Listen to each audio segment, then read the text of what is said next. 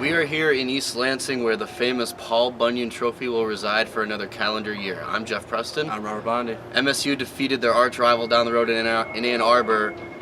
They defeated the Michigan Wolverines 35-11. They really, as Mark D'Antonio said, drove a stake through the Wolverines. A lot of comments about something that apparently Michigan did when they came out of the tunnel.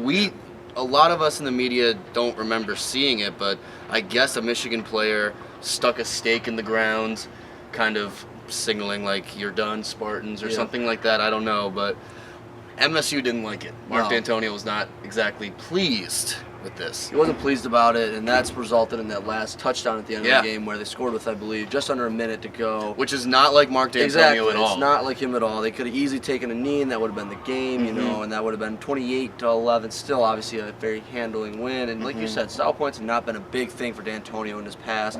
And, you know, he's really never been a guy who runs up the score either, but I wouldn't necessarily say he ran up the score. It was one more touchdown. You can look at it either way.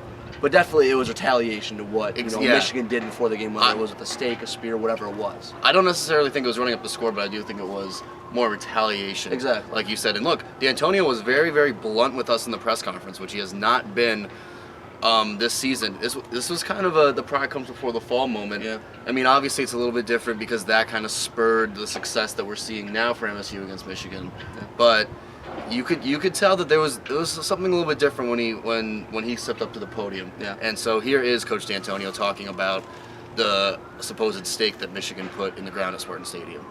As far as the score at the end, I knew we were going to pop one. They had everybody up there, so we popped one. Just felt like we needed to put a stake in them at that point. Can you elaborate? Not really. Did that bother you, Mark? I'm sorry? Did that bother you before the game, putting a spear in your field? So you might as well just come out and say what you're feeling at some point in time, because I can only be diplomatic for so long. Okay, the little brother stuff, all the disrespect, didn't have to go in that direction. We've tried to handle ourselves with composure. It doesn't come from the coach. It comes from the program. And throwing the stake down in our backyard out here and coming out there like they're all that, it got shoved It got shoved the last minute and a half. We were not going to pull off of that. So I was going to line up and kick a field goal. That wasn't the MO. But if our guys could get it in, we were going to get it in. And as we heard Coach D'Antonio say, we kind of just in the last segment talked a little bit about how this sort of, at least I mentioned that it kind of reminded me of a pride comes before the fall moment. Sorry. But it is different because, look, this rivalry is owned now by MSU. I mean, it kind of has been, but today was just another example of how Michigan State is the better football program in every way, and that really starts with the way that they have handled Michigan defensively. I think, how many years was it that Michigan hadn't even scored a touchdown against MSU? It's been 2, but it's been 3 calendar years. Exactly. A couple weeks ago. So and they did get in the fourth quarter with not a lot of time left. Touchdown, but meaningless. But yeah, look, I mean, again, Robert, this defense of MSU just physically did whatever they wanted to against Michigan. They really did. I mean, they got in the backfield a lot. They stopped the run. They really, for that whole first half, dominated. Even that second half, they looked really good. They had a pick 6 by R.J. Williamson. And really, the defense altogether, punched them in the mouth. And, you could look at the score and say, yeah, Michigan State's look better. You could look at, the records it's been the last 7 years where they've won 6 of the last 7. But even on the field today, they were just physically better, even on kickoffs, kick returns, punt returns, anything like that. Special teams, especially, you notice there's so many big plays, many high-hitting plays. You just saw physically they were just pounding them, on all sides of the ball. They just look like the better team, the better program, as you just talked about. And I mean, it's really showing how far Michigan State's come. And, I think a lot of people expected this, but the way they came out and punched them in the mouth, I personally thought it'd be a blowout. If you watched our last video, you know that. Just thought it'd be a little closer game.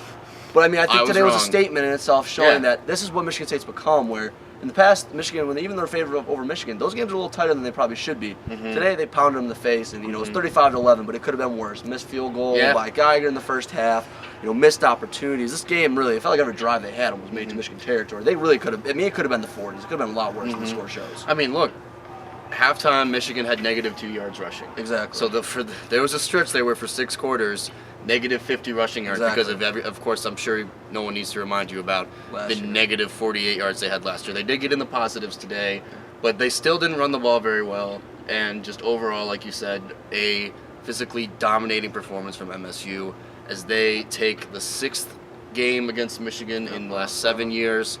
As I said before, Paul Bunyan will be staying in East Lansing. I'm Geoff Preston. I'm Bondy. We will preview the humongous matchup against the Ohio State Buckeyes, which is in 2 weeks. Bye week off. Yep, bye week, but we don't take a week off. We're here for you guys. And we will definitely be looking ahead at a potentially division Championship game. Exactly. De facto Pretty much. championship. So we will be back later in the week to preview that.